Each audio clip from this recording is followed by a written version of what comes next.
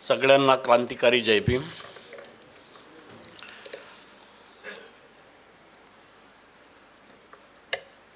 हिंदवी स्वराज्याचे संस्थापक, रयतेचे राजे आणि त्यांच्या राज्यातल्या प्रत्येक स्त्री जातीच्या हक्कांचे रक्षण करणारे छत्रपती शिवाजी महाराज, शिक्षणाचे आद्य क्रांतिकारक, ज्यांनी हजारो वर्षाची स्त्री शिक्षणाच्या विरुद्ध बंड करून उठून स्त्री वर्गाला शिक्षित करून देणारे महात्मा ज्योतिबा फुले, आद्य शिक्षिका सावित्रीबाई फुले, त्यांचे सहकारी फातिमाजी शेख आणि यांच्या विचाराने प्रभावित झालेले छत्रपती शाहू महाराज आणि या सर्वांच्या विचाराने प्रभावित होऊन आपणा सर्वांना समानतेचे हक्क देणारे विश्वरत्न, भारतरत्न बोधिसत्व डॉक्टर बाबासाहेब आंबेडकर यांना प्रथमतः नमन करतो।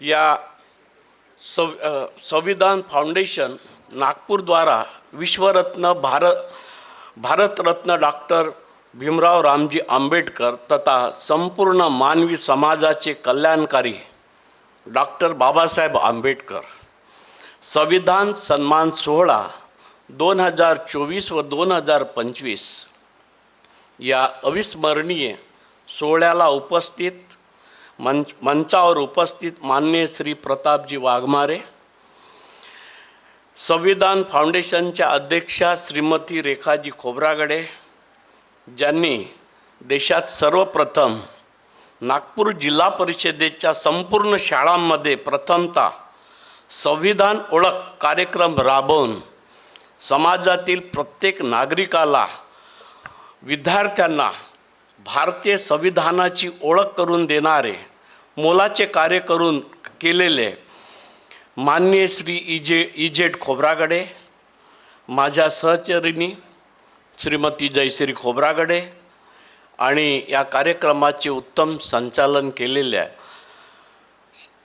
मिस नेहा खोब्रागडे, संविधान फाउंडेशनचे सर्व पदाधिकारी, माझे उपस्थित भगिनी बंधू आणि सर्वसामान्य नागरिकांपर्यंत भारतीय संविधानाची ओळख करून देणारे आजच्या कार्यक्रमातील सर्व सत्कार मूर्ती, आपणा सर्वांना माहीत आहे की भारतावर पूर्वी मोगलांनी राज्य केले व त्यानंतर जवळपास 150 वर्ष इंग्रजांनी राज्य केले।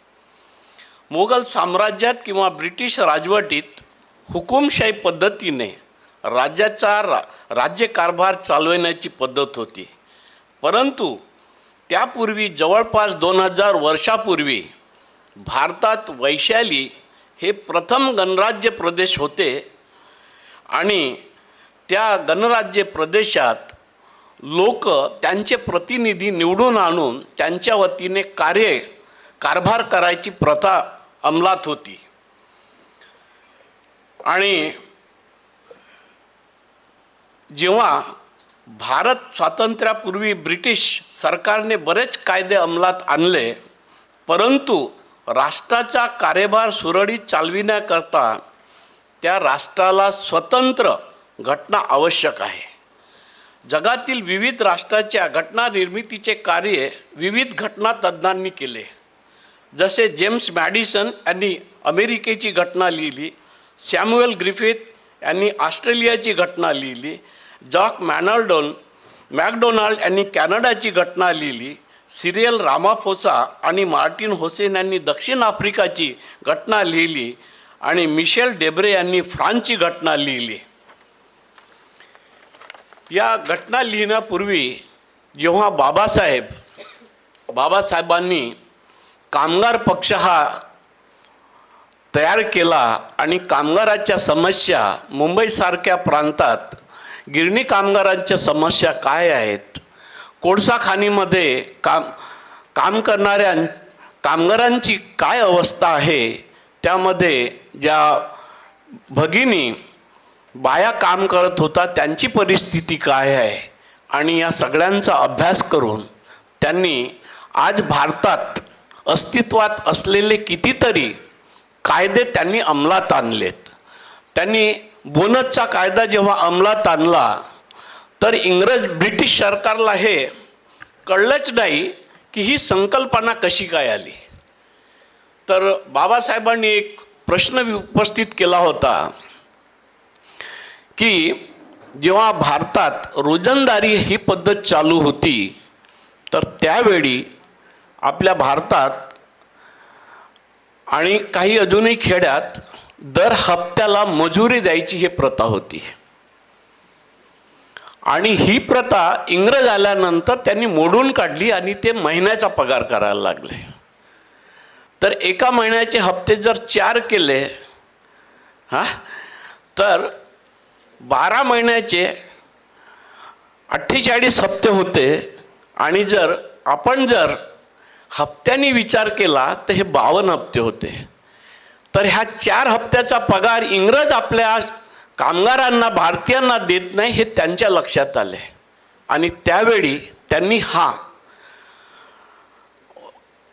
म्हणजे प्रचंड मुंबईसारख्या प्रांतामध्ये त्यांनी वाद निर्माण केला ब्रिटिशांसोबत, आणि त्यांना ते पटवून दिलं. त्याच्यानंतर भारतात प्रथमतः बोनस कायदा हा अंमलात आणला आहे. आज स्त्रियांना जे मातृत्व रजा मिळते, संगोपन रजा मिळते, हे डॉक्टर बाबासाहेब आंबेडकरांचीच देण आहे. आणि त्यांनी जेव्हा ते मजदूर मंत्री म्हणून काम केलं 1942च्या काळात, हे त्यांनी त्यावेळी कोळसा खाणीमध्ये जाऊन स्वतः अनुभव घेतलं. त्यांनी आया बायांची प्रकृती काय असते, त्यांच्या गरोदरपणाच्या काळात सुद्धा त्यांना आराम मिळत नाही, आणि जर त्या आल्यात नाही तर त्यांची रोजी जाते. हे सगळं अभ्यास करून त्यावेळी त्यांनी ह्या सगळ्या गोष्टींचा प्रावधान करून ठेवलेला आहे. आज आपल्याला भारतात कायदा जे देतात, पण त्याचा अभ्यास हा आधीच पूर्वी केलेला आहे. आपल्याला माहीत असेल 1934मध्ये रिझर्व्ह बँकेची जेव्हा स्थापना झाली तर हे डॉक्टर बाबासाहेब आंबेडकरांनी जो शोधप्रबंध लिहिला होता रुपी म्हणून, द प्रॉब्लेम ऑफ रुपी, या ग्रंथावरून झाली. आणि हे जेव्हा कायदे निर्माण होतात, पण हे कायदे जे निर्माण होतात तर ते संसदेमध्ये जो संविधान पारित होते त्या आधारे हवेत, आणि त्याकरता हा संविधान देशाचा मूलभूत आधारस्तंभ असला पाहिजे, ज्यामध्ये शासनाची रचना, नागरिकांचे हक्क, कर्तव्ये, तसेच सरकार आणि जनतेमधील संबंध यांचे वर्णन असले पाहिजेत. महान तत्त्वज्ञानी ॲरिस्टॉटल यांच्या मते संविधान म्हणजे भारतातील नागरिक आणि विविध घटकांची परस्पर संघटना आहे. तर ऑस्टिन यांच्या मते संविधान हे सर्वोच्च शासन व्यवस्थेची रचना निश्चित करते. भारत स्वातंत्र्यानंतर देशाची राज्यघटना निर्मितीकरता कायदेतज्ञांची नेमणूक करण्यात आली, आणि भारतीय घटनेचा घटनात्मक इतिहास व ब्रिटिश राजवटीतील विविध कायद्यांच्या माध्यमातून आणि भारताच्या स्वातंत्र्य लढ्यातून विकसित झालेला आहे. सन 1773ला ईस्ट इंडिया कंपनीवर ब्रिटिश संसदेचे नियंत्रण आणणारा पहिला कायदा करण्यात आला होता, व त्यानुसार इंग्रजांनी भारतावर राज्य केले. सन 1934मध्ये प्रथमतः मानवेंद्रनाथ राय यांनी संविधान सभेची संकल्पना मांडली होती, आणि सन 1946च्या भारताच्या संविधान सभेची स्थापना झाली, व 9 डिसेंबर 1946ला संविधान सभेची पहिली बैठक पार पडली. त्यानंतर 29 ऑगस्ट 1947ला डॉक्टर बाबासाहेब आंबेडकर यांच्या अध्यक्षतेखाली घटना मसुदा समितीची स्थापना करण्यात आली आणि त्या स्थापनानंतर डॉक्टर बाबासाहेब आंबेडकर यांनी अहोरात्र 59 देशांच्या घटनांचा संविधानांचा अहोरात्र अभ्यास करून 2 वर्ष 11 महिने आणि 18 दिवसाच्या परिश्रमानंतर 26 नोव्हेंबर 1949ला भारताच्या स्वाधीन केलं आणि ते संविधान 26 जानेवारी 1950ला राष्ट्राला समर्पित करून अंमलात आणले आणि 26 नोव्हेंबर 1949च्या सभेत डॉक्टर बाबासाहेब आंबेडकरांनी त्यांच्या भाषणात म्हटलेलं आहे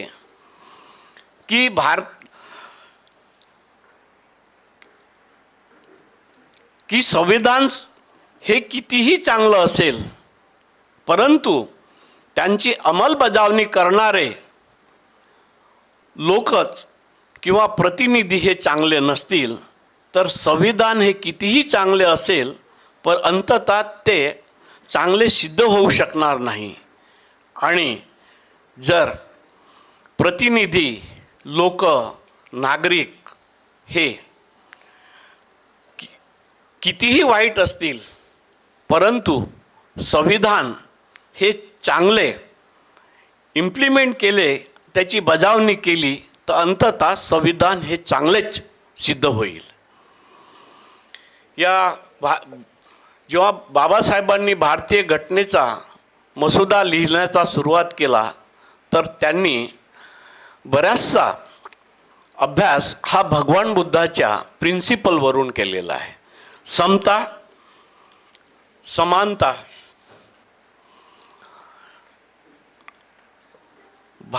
सामाजिक, आर्थिक, राजनैतिक, न्याय, समानता, विचार, अभिव्यक्ती, विश्वास, श्रद्धा व उपासना यांचे स्वातंत्र्य प्रत्येक नागरिकांना, समानतेची संधी, राष्ट्रीय एकात्मता व बंधुत्व या आधारावर तयार केलेली आहे। आज आपण फार पूर्वीची गोष्ट आहे जेव्हा मालगुजारी कायदा हा अस्तित्वात होता, घराणेशाही अस्तित्वात होती, त्यावेळी जो सरकारला महसूल देत होता त्यालाच मतदानाचा अधिकार होता आणि सर्वसामान्य जनतेला मतदानाचा अधिकार नव्हता। परंतु या संविधानामध्ये भारताच्या करोडपतीपासून तर समाजाच्या आखरीचा घटक म्हणजे तो ज्याची कमाई नाही परंतु सज्ञान आहे त्या प्रत्येक नागरिकाला मतदानाचा अधिकार दिलेला आहे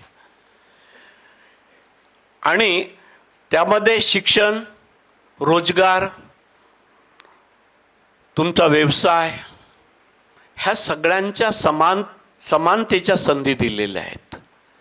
भारतामध्ये कुठल्याही राज्यात कुठल्याही गावात जो व्यक्ती जन्मला त्याला भारतीय संविधानाने समानतेचे हक्क दिलेले आहेत आणि म्हणून भारतीय संविधानामध्ये जे काही प्रावधान आहेत ते प्रत्येक नागरिकाला ज्ञात असल्या पाहिजे आहे। बाबासाहेबांनी फार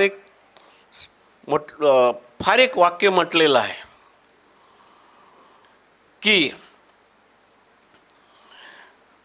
गुलामाला गुलामीची जाणीव करून द्या म्हणजे तो गुलाम स्वतःच त्या गुलामीच्या विरुद्ध बंड करून उठेल आणि म्हणून जोपर्यंत समाजामध्ये भारतीय संविधानामध्ये आपले कर्तव्य काय, आपले अधिकार काय, शासनाचे अधिकार काय, शासनाचे कर्तव्य काय आणि तिथल्या योजना नागरिकांसाठी कशा पद्धतीने अंमलात आणायला पाहिजेत हे जोपर्यंत प्रत्येक नागरिकापर्यंत पोचत नाही तोपर्यंत नागरिक हा स्वतःच्या हक्काची कर्तव्याची मागणी करू शकत नाही।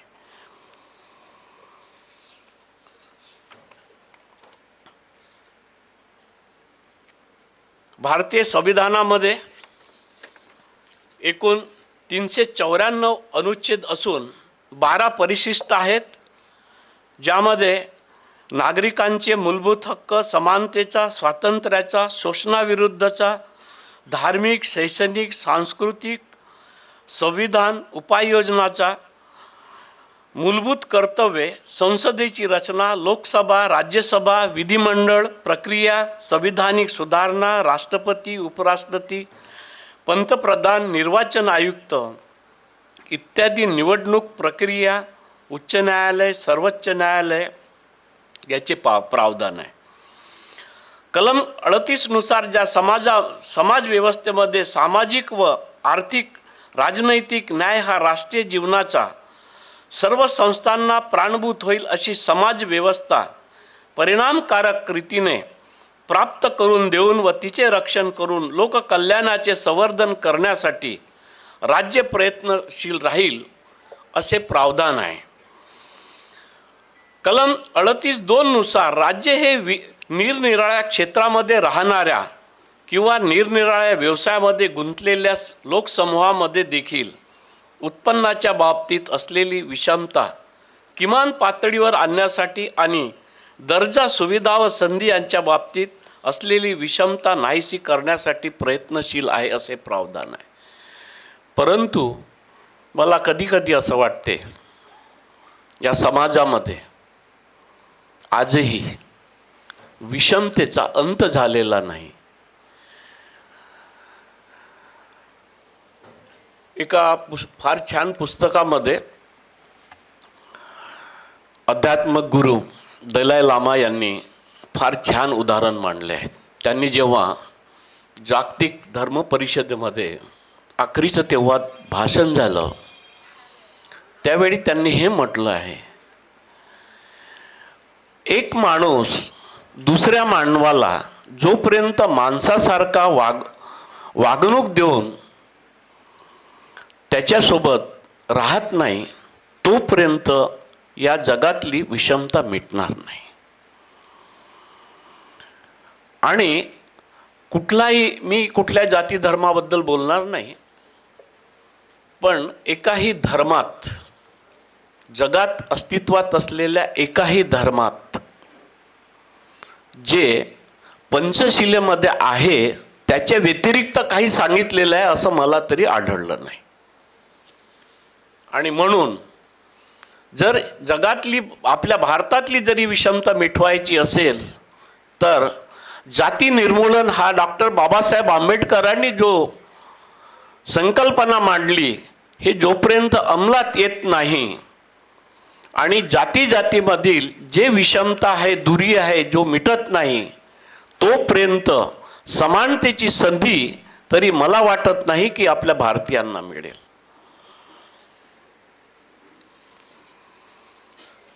या कार्यक्रमाच्या उद्देशाने मी एवढंच सांगू शकतो की भारतीय संविधानामध्ये जे प्रत्येक नागरिकाला असलेले अधिकार आणि संविधानाबद्दल प्रत्येक नागरिकाची जबाबदारी आणि हक्काची माहिती करून देण्याचे कार्य माननीय श्री इजेट खोब्रागडे साहेबांनी प्रथमतः 3 डिसेंबर 2005 पासून नागपूर जिल्हा परिषदेच्या सगळ्या शाळांमधून संविधान ओळख या कार्यक्रमाअंतर्गत राबविला व सर्व जिल्हा परिषदेच्या शाळांमध्ये भारतीय संविधानाचे प्रास्ताविक सामूहिक वाचन तसेच शाळेच्या दर्शनी भागाच्या भिंतीवर घटनेची प्रास्ताविका लिहून ठेवण्याचे कार्य केले, ज्यामुळे शाळेत येणाऱ्या प्रत्येक व्यक्तीला, विद्यार्थ्याला जे भारताचे समोर नागरिक आहेत त्याला त्याच्या हक्काची, कर्तव्याची खऱ्या अर्थाने ओळख करून दिली. हीच माझ्या मते देशसेवा आहे.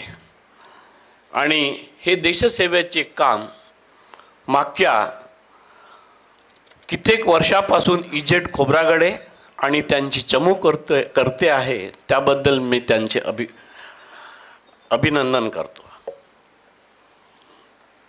आणि ह्या संविधान ओळख कार्यक्रमाच्या नंतर संपूर्ण देशात 26 नोव्हेंबरला दरवर्षी संविधान दिवसाचं पालन करून संविधानाच्या प्रास्ताविकेचे सामूहिक वाचन सर्व शासकीय कार्यालयात करण्यात येते. आणि याचे पण श्रेय मी म्हणेन की श्री एजिट खोब्रागडे साहेबांनाच जाते.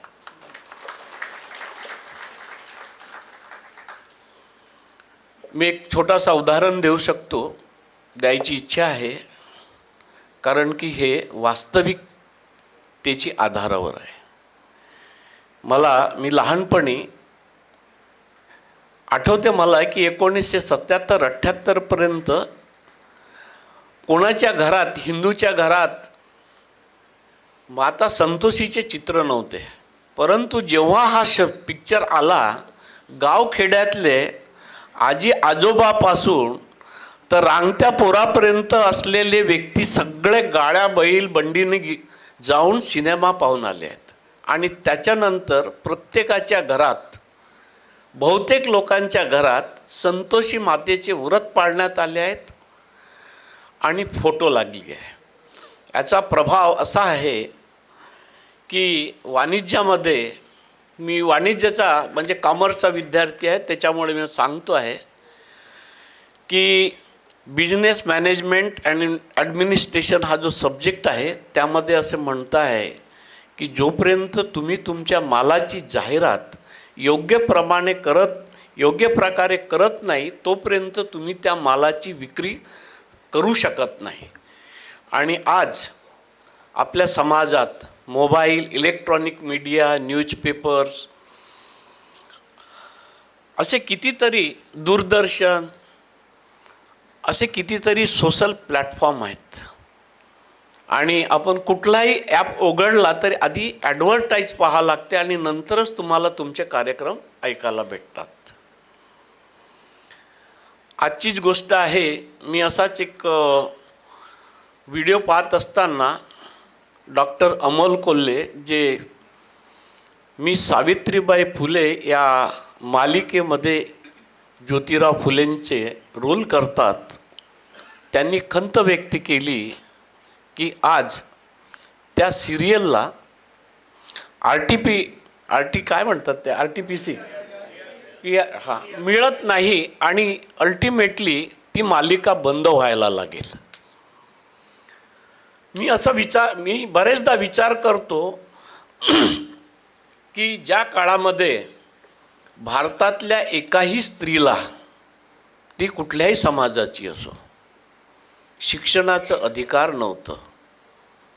आणि महात्मा फुलेंनी जे म्हटलं आहे, मतीविना गती गेली, गतीविना वित्त गेले, हे जे सगळं हा जो त्यांनी सांगितलं, आणि हे सगळं अनर्थ एका अविद्येने केले.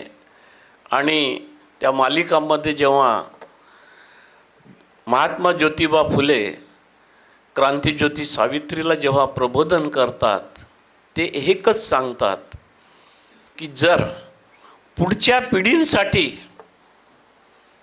काही चांगलं करायचं असेल, जर या अंधारातून स्त्रियांना बाहेर काढायचं असेल, तर सावित्रीबाईला शिक्षण घेणं आवश्यक आहे. आणि त्या प्रेरणेनं त्या 4था वर्ग पास करतात आणि त्यानंतर शिक्षिकेचे काम करतात.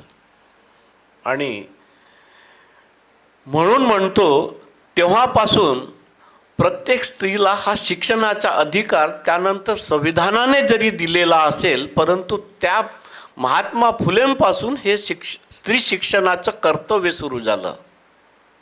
आणि म्हणून भारतातल्या प्रत्येक स्त्री, ते कुठल्याही जाती धर्माची असो, हे महात्मा फुले आणि सावित्रीबाई फुलेंचे उपकार कधीच विसरू शकणार नाही. आणि म्हणून शिक्षण हा, जसं बाबासाहेबांनी म्हटलेलं आहे की वाघिणीचे दूध आहे आणि तो जो प्राशन करणार तो वाघासारखा डरकाटीत देणार. म्हणून आजही मी सांगू इच्छितो की मुलांना उच्च शिक्षित करा, उच्च शिक्षित करा, जेणेकरून आपला समाज हा सज्ञांकडे जाऊन त्याला समाजाच्या हितासाठी लढता येईल. भारतीय संविधानामध्ये सगळ्यांना समान शिक्षणाची संधी आहे. प्रत्येक जण वेगवेगळ्या क्षेत्रामध्ये कुठल्याही असो का शिक्षण घेऊ शकते आणि ज्यामुळे आपण समाजाचे काही काळानंतर देणं लागतं ते द्यायला पाहिजेत. मला अशीच एक घटना आठवते, जेव्हा डॉक्टर बाबासाहेब आंबेडकर त्यांच्या दिल्लीच्या बंगल्यावर असताना मंत्री होते आणि त्यांनी पेपरमध्ये वाचलं की आपल्या समाजाचा एक मुलगा IAS ऑफिसर झाला आणि म्हणून त्यांनी त्या IAS ऑफिसरला भेटण्याकरता बोलवलं. आणि जेव्हा तो व्यक्ती त्या बाबासाहेबांना भेटायला आला तर ते म्हणाले की बाबासाहेब मला का बोलवले. तर त्यांनी एवढंच सांगितलं की बाबा तू ज्या समाजातून आला, जिथून आला, तिथं सगळ्या बाया ह्या सकाळी कपडे धुतानी, भांडे घासतानी, घरकाम करतानी दिसतील आणि IAS झाल्यानंतर तुला जी काही गाडी भेटेल त्या गाडीनं हप्त्यातून एकदा तरी सुट्टीच्या दिवशी घरी जा. तर ते व्यक्ती म्हणाले की याच्याने काय होईल. बाबासाहेबांचं एक मार्मिक सजेशन होतं त्यावेळचं. ते म्हणाले तू या एरियाचा आहे, या गावातला आहे, तू जेव्हा ही गाडी घेऊन स्वतःच्या घरी जाशील तेव्हा तुला समाजातल्या बऱ्याचशा लेडीज बघतील आणि कोण आहे, काय आहे हे विचारतील आणि तुझ्याबद्दल माहिती घेतील. आणि तेव्हा त्या स्त्रियांना जाणीव होईल की शिक्षणाने एवढं काही होता येते, करता येते, गाडी मिळते, सरकारी नोकरी मिळते आणि समाजात आपला दर्जा उंचावतो. हे जेव्हा त्यांना कळेल त्या स्त्रिया स्वतःच मुलाला शिक्षणासाठी पाठवतील, हा त्यांचा उद्देश होता. आणि हे त्यांनी जेव्हा इम्प्लिमेंट केलं तर त्या गावातली संख्या जे शाळेतली होती ती मुलांपेक्षाही मुलींची जास्त होती. म्हणून जे सांगण्यात येत आहे की जेव्हा आपण उच्च शिक्षित होतो, चांगल्या नोकरीवर लागतो, आपल्याला पगार भेटते, काम करतो, पगार भेटते.